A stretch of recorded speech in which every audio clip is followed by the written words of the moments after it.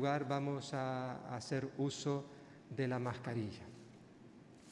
Muy bien, una vez dicho esto, vamos a continuar con nuestra serie de predicaciones en esta carta de Pablo a los Corintios.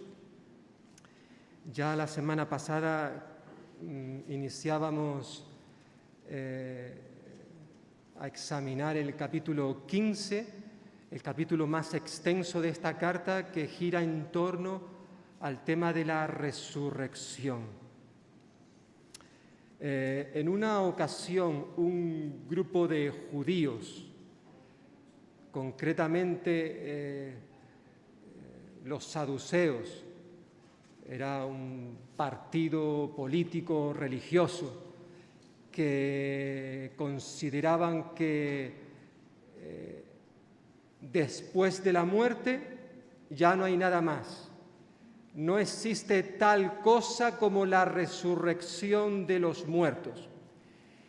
Y querían un poquito pinchar al Señor Jesús. Y fueron un día con muy mala idea y le preguntaron: Jesús, queremos hacerte una pregunta.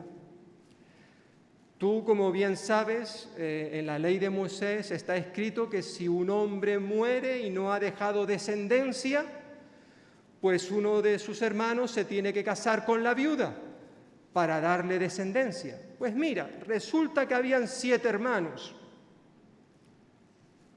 Uno se casó, no dejó hijos y por tanto uno de sus hermanos se casó con la viuda. Tampoco tuvieron hijos. Este hombre murió y otro hermano se casó con la misma mujer y así sucedió con los 7 hermanos. Hasta el día que llegó que también la mujer murió. Ya me imagino que con una cara en tono burlesco, riéndose de Jesús, porque claro, los saduceos no creían en la resurrección. Le dijeron: Jesús, cuando estén en el cielo, ¿de quién de ellos será ella esposa? Porque los 7 la tuvieron. Y es interesante que Jesús al menos les dijo 2 cosas muy interesantes. Una tiene que ver con el matrimonio y otra con la resurrección. Con el matrimonio les dijo: mira, ¿sabéis una cosa? Cuando estemos en el cielo no habrá matrimonio. Y en cuanto a la resurrección, ¿vosotros no conocéis la afirmación que hizo Dios en el Antiguo Testamento cuando Él dijo: yo soy el Dios de Abraham, de Isaac y de Jacob? Dios no es un Dios de muertos, sino un Dios de vivos. Es decir, vuestros padres, los patriarcas Abraham, Isaac y Jacob, en este momento están vivos. ¡Wow!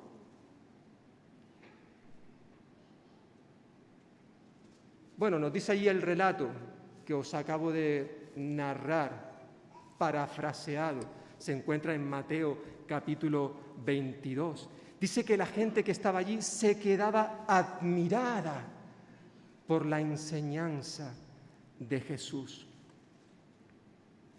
Como estuvimos viendo la semana pasada en los primeros 11 versículos del capítulo 15 de Primera de Corintios, con toda seguridad la iglesia en Corinto, los creyentes, ellos creían, no negaban la resurrección de Jesús, pero al parecer ellos sí negaban, rechazaban que los creyentes fuesen a resucitar, es decir, negaban la resurrección corporal.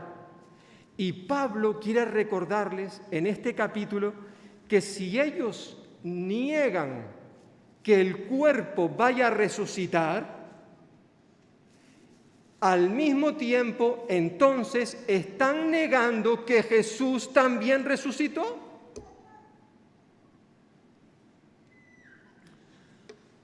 Pablo quiere decirles que si ellos niegan una cosa, también están negando la otra.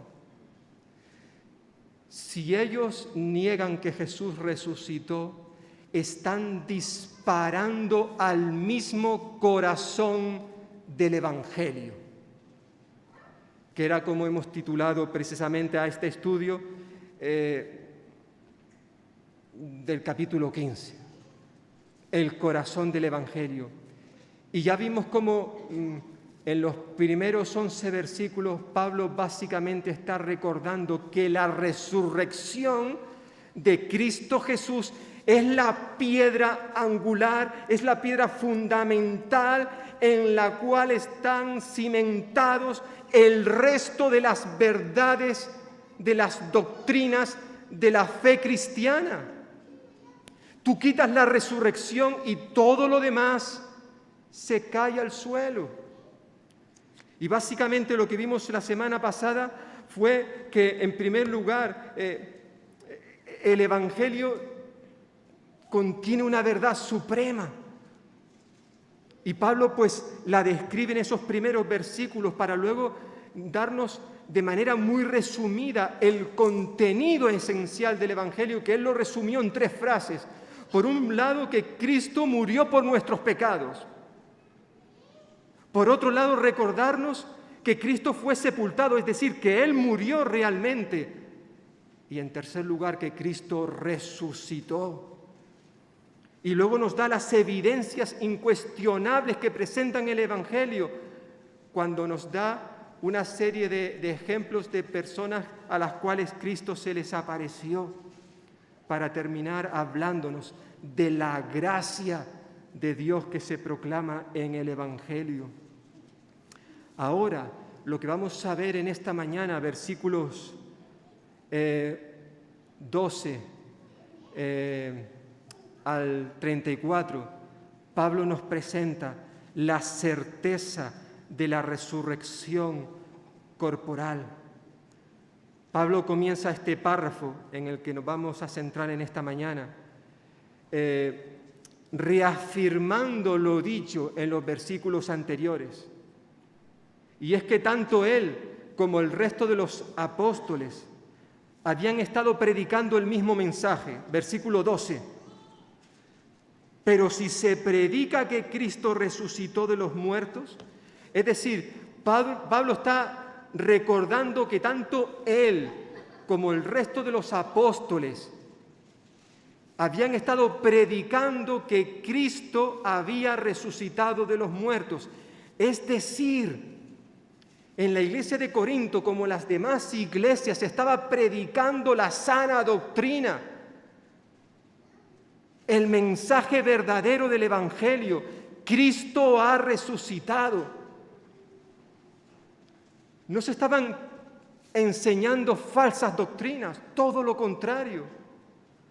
Ahora bien, y tristemente tenemos que decir que al igual que sucedía en el pasado, sigue sucediendo en el día de hoy, que a pesar de que en una iglesia se enseñe la sana doctrina, no quiere decir que en esa iglesia no hayan personas inmaduras, que en esa iglesia no hayan problemas, que no hayan deficiencias. Tristemente, eso sigue ocurriendo. En esta iglesia concretamente que fundó el apóstol Pablo, él había predicado, había enseñado que Cristo había resucitado. Y los corintios lo creían. Sin embargo, él pregunta en la segunda parte del versículo 12, ¿cómo dicen algunos entre vosotros que no hay resurrección de entre los muertos? Al parecer, algunos miembros de la iglesia estaban negando que los muertos pudieran resucitar, con lo que de manera implícita estaban diciendo que tampoco Cristo había resucitado. Es por eso que en los siguientes versículos Pablo les va a decir que en el caso supuesto de que Cristo no haya resucitado, entonces las consecuencias serían terribles. Es decir, Pablo a continuación va a plantear tres cosas muy importantes en este pasaje, del versículo 2 al 34. Concretamente ahora del versículo 13 al 19 nos dice que negar la resurrección corporal de los creyentes sería invalidar el Evangelio. Y al menos dice 7 cosas interesantes en cuanto al caso supuesto de que los creyentes no resucitasen. Dice, en primer lugar, si los creyentes no resucitan, es decir, si no hay resurrección de los cuerpos, en primer lugar, la resurrección de Cristo no se hubiese efectuado. Versículo 13. Porque si no hay resurrección de los muertos, tampoco Cristo resucitó. Es decir, si no admitimos que los muertos van a resucitar, tampoco podemos aceptar que Cristo ha resucitado. Si negamos una realidad, estamos negando la otra. Pablo le va a hacer ver que si ellos aceptan, como al parecer estaba sucediendo, aceptan la realidad, la verdad de que Cristo ha resucitado, tienen que aceptar la verdad de que los creyentes también van a resucitar. Lo cierto es que las dos resurrecciones permanecen o caen juntas. No podía haber la una sin la otra. Las dos van juntas. Por tanto, si no hay resurrección de los muertos, Cristo no ha resucitado, en primer lugar. En segundo lugar, si Cristo no ha resucitado, la predicación apostólica quedaría invalidada, versículo 14. Y si Cristo no resucitó, vana es entonces nuestra predicación. Es decir, sin la resurrección, más que estar predicando buenas noticias, se habría estado predicando malas noticias. Se estaría dando un mensaje sin propósito, vano, vacío, sin sentido.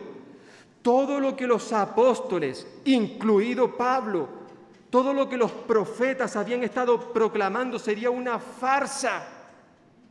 Habían estado haciendo el paripé si Cristo no hubiese resucitado. En tercer lugar, si Cristo no hubiese resucitado, la fe cristiana no sería útil. Versículo 14.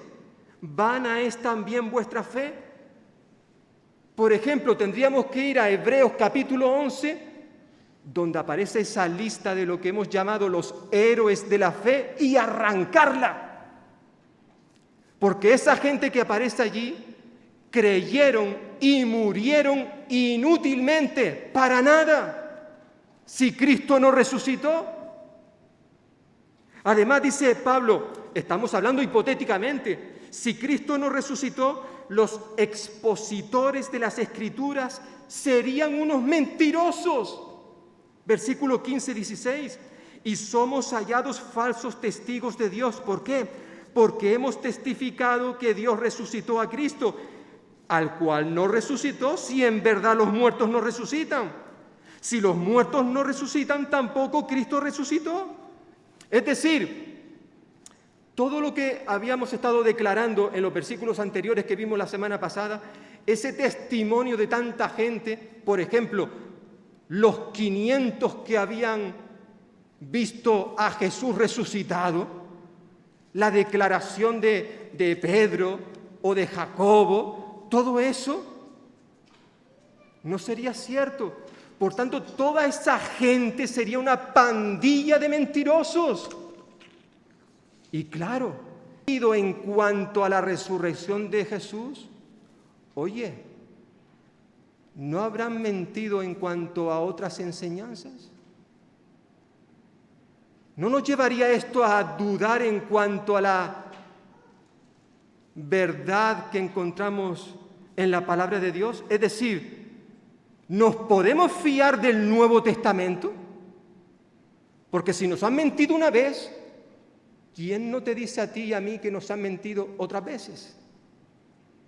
Si Cristo no resucitó, esta gente son unos falsos testigos, dice Pablo. Somos unos falsos testigos. En quinto lugar, si Cristo no resucitó, la humanidad entera continuaría en pecado. Versículo 17. Vuestra fe es vana, vuelve a repetir, y aún estáis en vuestros pecados.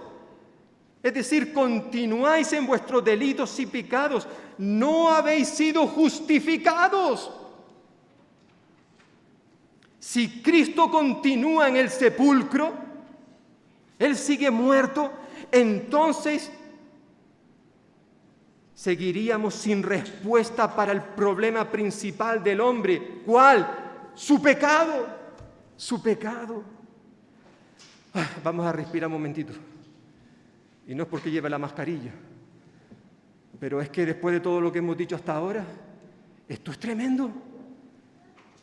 Todas las consecuencias que podrían surgir si Cristo no hubiese resucitado.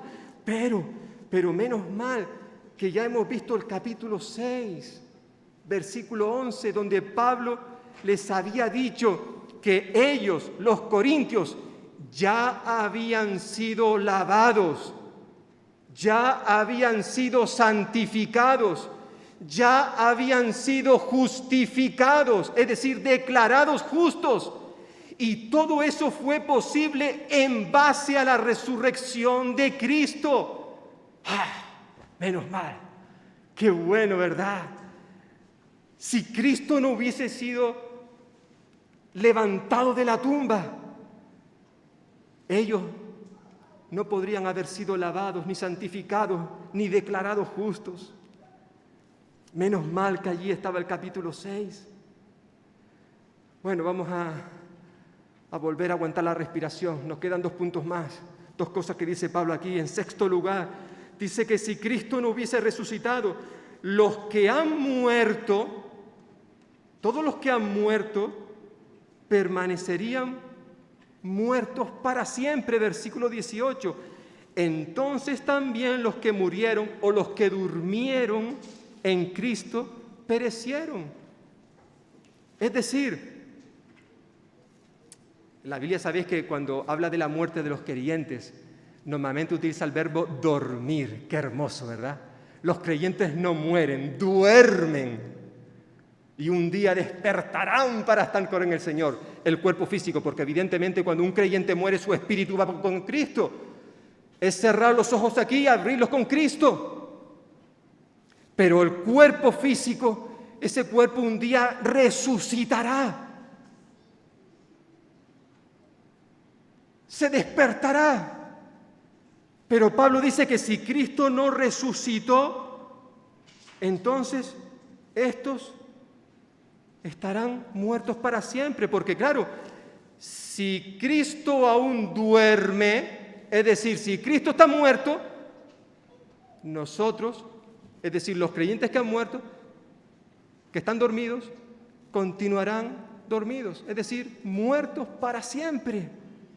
Tremendo. Cuando nosotros enterramos a alguien que ha muerto en Cristo, no solemos decir, se ha ido, no decimos adiós, sino decimos hasta pronto, hasta luego, porque sabemos que un día veremos a los nuestros. Pero claro, si Cristo no resucitó, todos esos están perdidos para siempre. Y en séptimo y último lugar, Pablo dice que si Cristo no resucitó, los cristianos serían los más infelices del mundo.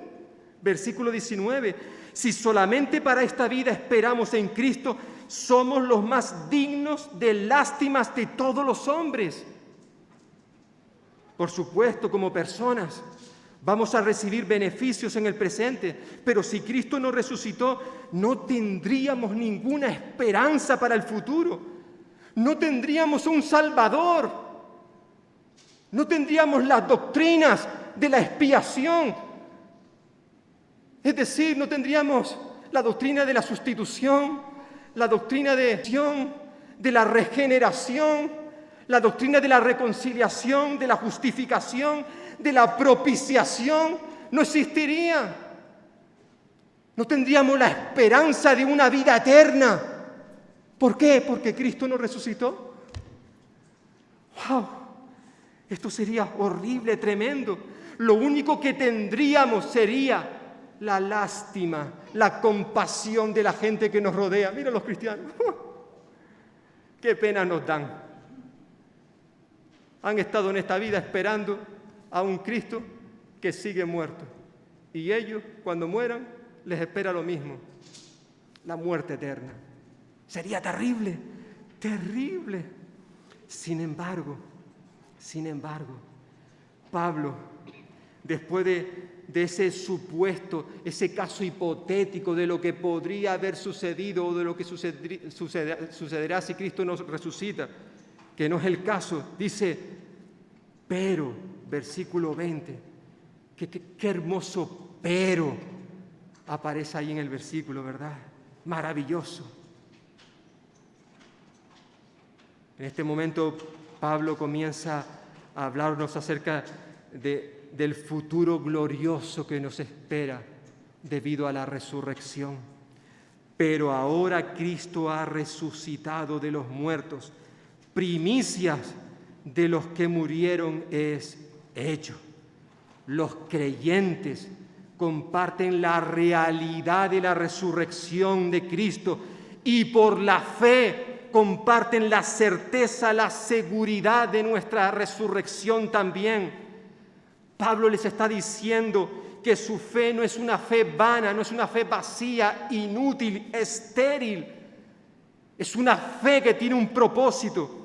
Y para eso Pablo utiliza dos imágenes del Antiguo Testamento para hablarles precisamente acerca de la victoria de Cristo sobre la muerte. En primer lugar, les dice que Cristo ha sido hecho las primicias de los que murieron. Versículo 20, la imagen nos recuerda a la costumbre en el pueblo de Israel de ofrecer, consagrar los primeros frutos de la cosecha para el Señor. Pero también, el primer fruto de la cosecha servía como una especie de garantía de la cosecha completa, como dice un comentarista. Es algo semejante a la del primer pago, el anticipo. Por haber resucitado entre los muertos, Cristo Jesús se convirtió en el primero, en las primicias de los que serán resucitados. Es cierto que hubieron otros que habían resucitado en los tiempos de Jesús antes que Él. Por ejemplo, el joven de Naín, o la hija de Jairo, o Lázaro, pero todos esos volvieron a morir otra vez. No fue el caso de Cristo, para nada. La resurrección de Jesús representa la seguridad de que los creyentes, aunque hayan muerto físicamente, un día serán resucitados, porque Jesús resucitó primero. Pero la segunda imagen que nos presenta aquí Pablo es la de Adán, versículos 21 y 22. Pues por cuanto la muerte entró por un hombre, también por un hombre la resurrección de los muertos. Así como en Adán todos mueren, también en Cristo todos serán vivificados.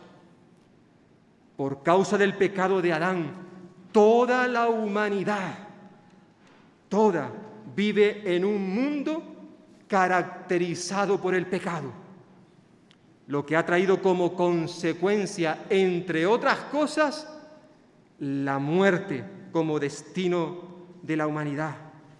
Decía Pablo en su carta también a los romanos, por tanto, como el pecado entró en el mundo por un hombre y por el pecado la muerte, así la muerte pasó a todos los hombres por cuanto todos pecaron.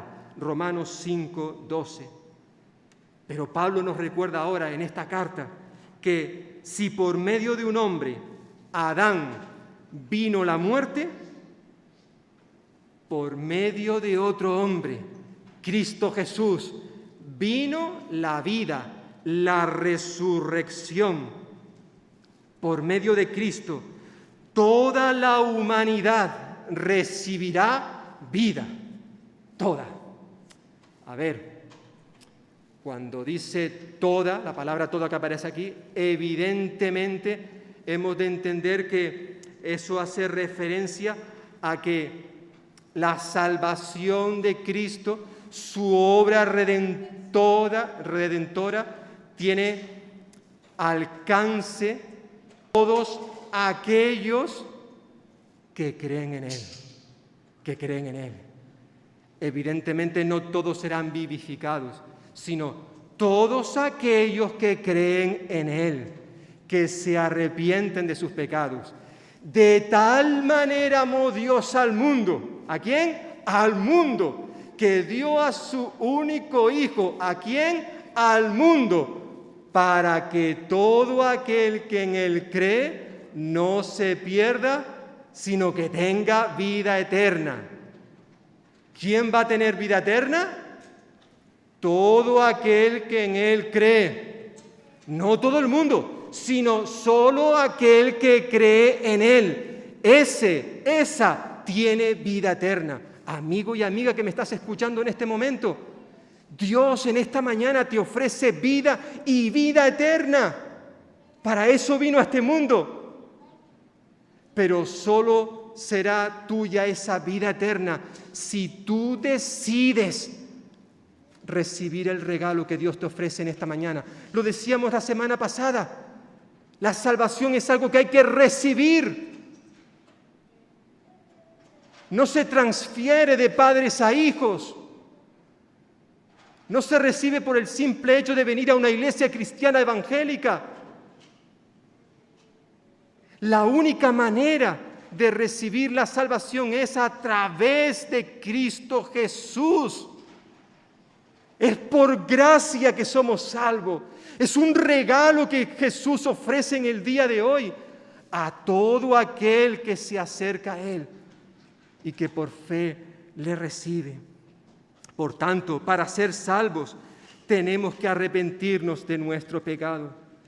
Cristo ha resucitado, dice Pablo, ha resucitado. Y Él está llevando a cabo su obra mediadora, redentora en este mundo, en este momento. En los versículos 23 al 28, el desarrollo de Pablo en estos versículos es totalmente, permitidme la palabra, escatológico. ¿Qué quiere decir eso? Bueno, es la palabra que utilizan los teólogos para hacer referencia a las enseñanzas bíblicas que hablan acerca de las últimas cosas. La Biblia tiene mucho que decirnos en cuanto a lo que ocurrirá al final de los tiempos, como por ejemplo la segunda venida del Señor, la gran tribulación, la resurrección de los muertos, ¿verdad? El milenio, el juicio. Bueno, todas esas enseñanzas que hay en la Biblia que hablan sobre las últimas cosas, los teólogos le han puesto el nombre de escatología. Bueno, en estos versículos que tenemos ahora mismo delante de nosotros, Pablo precisamente habla de esa realidad de las últimas cosas que van a ocurrir antes de que llegue el final del mundo. Y de manera especial, en este pasaje se centra en la resurrección de los muertos en Cristo. Y Pablo afirma que estos acontecimientos se llevarán a cabo en un orden establecido. Es un plan predeterminado por Dios. Por eso en el versículo 23 dice, pero cada uno en su debido orden, hablando de la resurrección. En primer lugar, habla de que Cristo es las primicias. Primero Cristo, ¿verdad? Bueno, ya eso ocurrió hace algo más de 2000 años. Aunque ya hemos señalado que hubieron otras resurrecciones, pero esas personas que resucitaron y que vemos en los evangelios volvieron a morir. Luego, versículo 23, los que son de Cristo en su venida, es decir, los nacidos de nuevo, serán resucitados.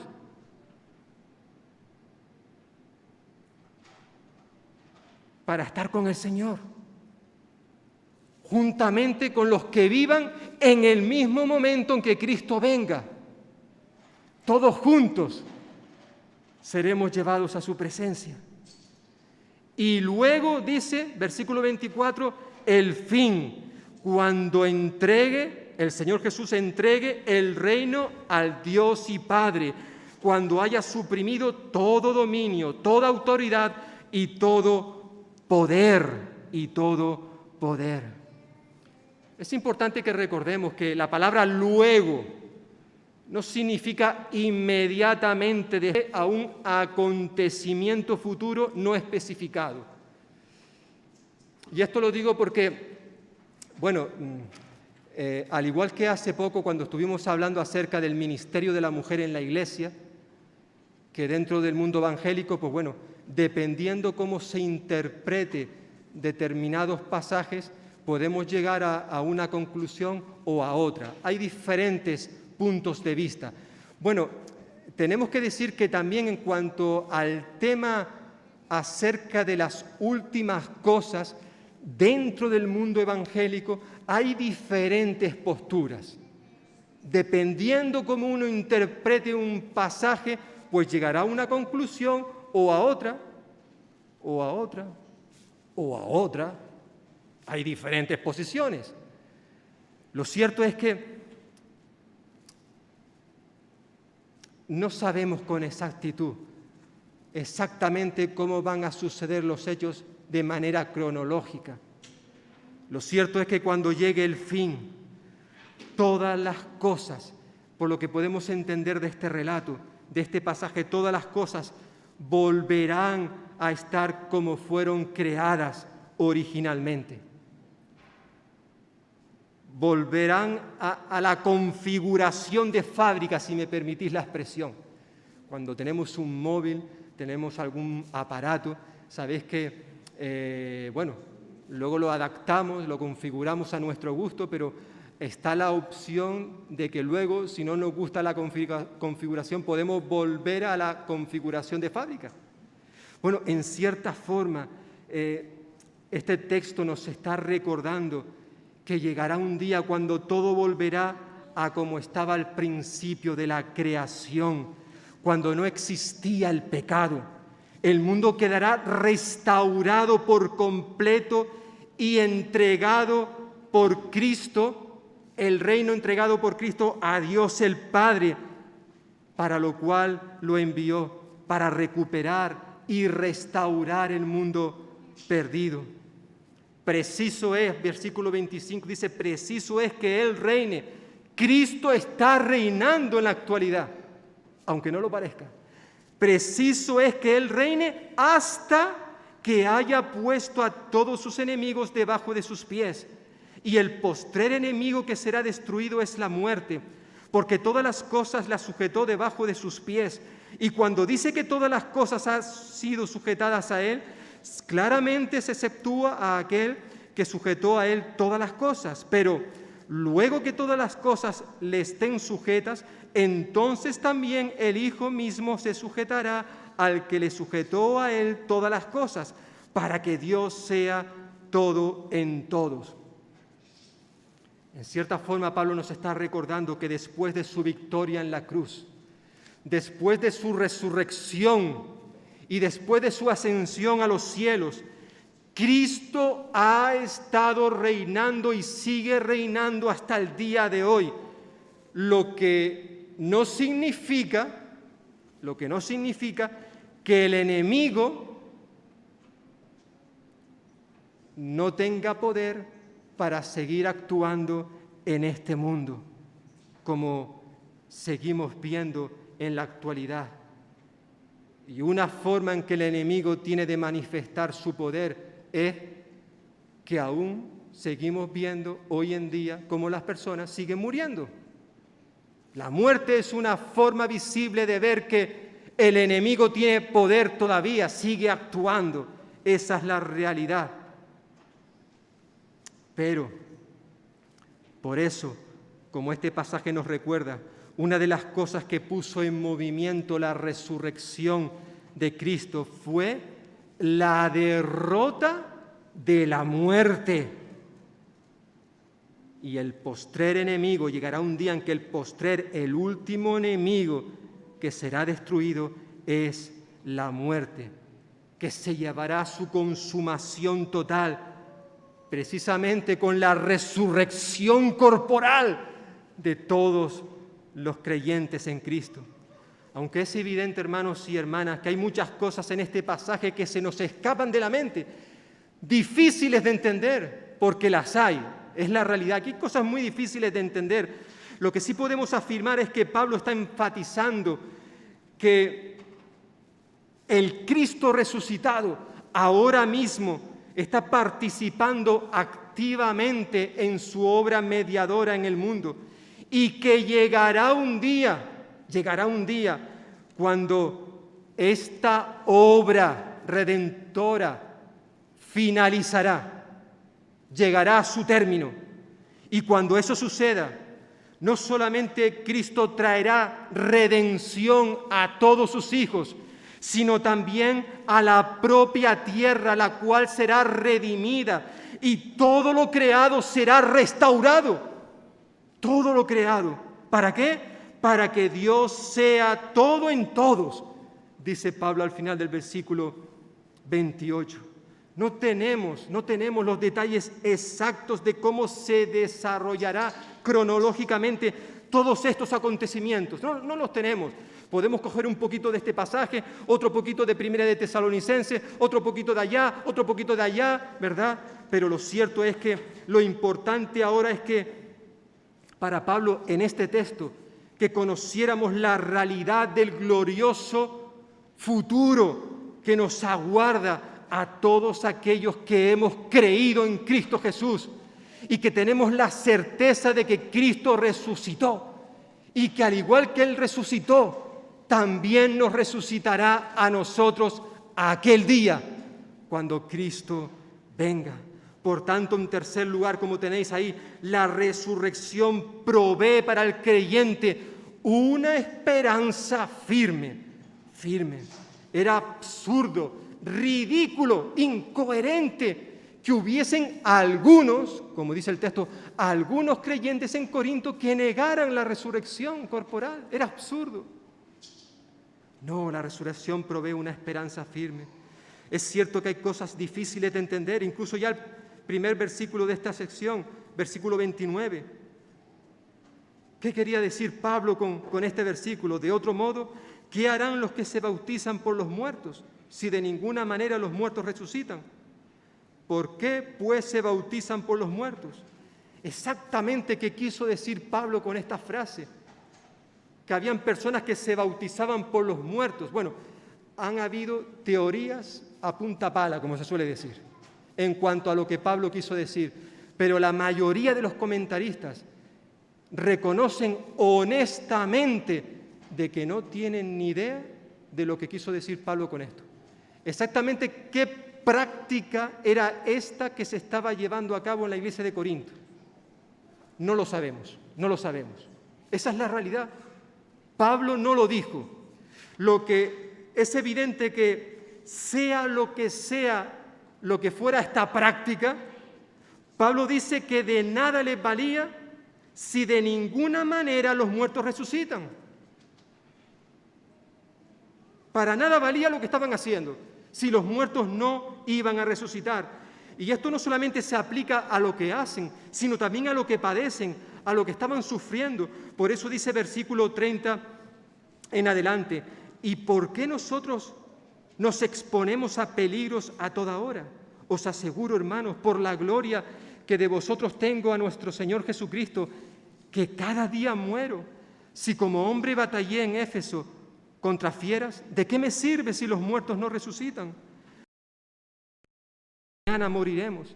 Estos versículos del 30 al 32 hacen referencia a los padecimientos, a los sufrimientos que Pablo tuvo que enfrentar por causa del ministerio. Y yo os invito a que en casa podáis leer, por ejemplo, su segunda carta a los Corintios, que viene a continuación de esta, capítulo 1, o capítulo 4, o capítulo 11, para que veáis esa lista que Pablo nos da acerca de los sufrimientos que tanto él como otros apóstoles tuvieron que experimentar por causa de Cristo. Y ahora Pablo está diciendo en estos versículos: ¿de qué me sirve? ¿De qué me sirve tener que pasar todas estas experiencias si luego no hay resurrección? Si todo va a terminar con la muerte, ¿para qué sacrificarme? ¿Para qué esforzarme? ¿Por qué tengo que estar dispuesto a sufrir diariamente por el Evangelio? Incluso habla de una experiencia vivida en Éfeso, versículo 32, que tuvo que luchar contra las fieras. Evidentemente esto es una expresión metafórica. No es que Pablo fuese echado a los leones, sino más bien es una expresión que habla de la realidad de los sufrimientos que tuvo que experimentar. Y Pablo básicamente está diciendo, mira hermano, todos estos sufrimientos que tanto yo como otros hemos pasado, versículo 32, ¿de qué me sirve? ¿De qué nos vale si los muertos no van a resucitar? Por tanto, sigue diciendo, comamos y bebamos que mañana moriremos. Es decir, si no hay ninguna esperanza de resucitar corporalmente y por tanto solo tenemos esta vida en la tierra, ya que con la muerte se termina todo, pues tenemos que vivir esta vida de la mejor manera, aprovecharla lo mejor que podamos, dar rienda suelta a nuestras pasiones, que total son 4 días. Esta era la filosofía de algunos miembros en la iglesia, su manera de pensar. Por eso Pablo termina nuestro pasaje en el día de hoy. Dice versículo 33 y versículo 34, hermano, no os engañéis, las malas conversaciones corrompen las buenas costumbres. Velad debidamente y no pequéis, porque algunos no conocen a Dios. Para vergüenza vuestra lo digo. Es decir, hermanos, no permitáis que se os lleve por el mal camino. Pablo les exhorta a que no se junten con aquellos que dicen que no hay resurrección. Como dice el dicho, dime con quién andas y te diré quién eres. Pablo les dice, no juntéis con aquellos que están diciendo en la iglesia que no hay resurrección, ya que podríais correr el riesgo de contagiaros y producir en vuestra vida síntomas incompatibles con la vida cristiana. Es obvio que aquellos que negaban la resurrección también estaban viviendo una vida sin Dios, es decir, tenían comportamientos pecaminosos. Pablo les dice, velad debidamente y no pequéis, que también puede ser traducido, dejad de pecar. Es una mejor traducción, dejad de pecar. Esto es un imperativo, una orden, un mandamiento, porque es lo que estaba ocurriendo con algunos miembros de la iglesia. El negar la resurrección les llevaba a no ver la necesidad de un comportamiento recto. Si la muerte es el fin de todo, es lo que estaban pensando algunos, entonces da igual cómo nos comportemos. Vivamos la vida como nos da la gana. Esta es la manera de pensar de algunos creyentes en la iglesia de Corinto. Dicho sea de paso, es también la manera de pensar de algunos creyentes en el día de hoy. Y no es porque nieguen la resurrección del cuerpo, no. Creen que van a resucitar, pero aún así, a veces tenemos un comportamiento que no glorifica a Dios. Pensamos que vamos a estar en este mundo toda la vida. Casi pensamos de manera contraria. Algunos, dice Pablo, versículo 34, no conocen a Dios. Otros sí. Nosotros en esta mañana, hermanos y hermanas, para concluir, conocemos a Dios, ¿verdad? Tenemos más privilegios que los que tenían la iglesia en Corinto. Nosotros tenemos la palabra de Dios revelada en nuestras manos, toda la Escritura. Tenemos el Antiguo y el Nuevo Testamento. Ya sabemos lo que nos enseña esta palabra y sabemos y conocemos y creemos que Cristo resucitó de entre los muertos y creemos que también un día Él nos resucitará a nosotros y estaremos con Él en el cielo. Y lo creemos y estamos convencidos. Este conocimiento nos lleva a tener una esperanza firme. Nos lleva a conocer ese futuro glorioso que aguarda a aquellos que hemos confiado en Cristo Jesús. Nosotros sabemos que nuestra predicación no es una farsa. Sabemos que nuestra fe tiene una razón de ser. Nosotros sabemos que no somos unos mentirosos, que estamos proclamando la verdad. Nosotros sabemos que nuestros pecados sí han sido perdonados porque Cristo murió por ellos. Nosotros sabemos que nuestros seres amados que ya han partido están con Cristo, su Espíritu, y que un día sus cuerpos serán levantados de la tumba. Nosotros sabemos que somos los hombres y mujeres más felices del mundo, aunque algunas veces no lo demostremos, pero sabemos que somos felices porque nuestra esperanza está en Jesús. Y todo esto lo sabemos porque Cristo resucitó. Y si sabemos que esto es verdad, no podemos vivir como nos dé la gana. No nos engañemos, hermanos y hermanas. Tenemos un conocimiento mucho más profundo que el que tuvieron aquellos hermanos nuestros en la iglesia de Corinto. Y por tanto, tenemos que aprender a vivir una vida recta y en el camino de santidad. Una santidad sin la cual no es posible que veamos a Dios. Por tanto, que el Señor bendiga su palabra en esta mañana en cada uno de nosotros y que nos ayude también a aplicarla en nuestra vida, que seamos maravillosas verdades que la Escritura nos enseña, que podamos recordar la certeza de la resurrección corporal del creyente. Un día nuestros cuerpos, si el Señor no ha venido antes, nuestros cuerpos serán resucitados para estar con Él por toda la eternidad. Amén. Pues que el Señor bendiga su palabra y vamos ahora a terminar este culto.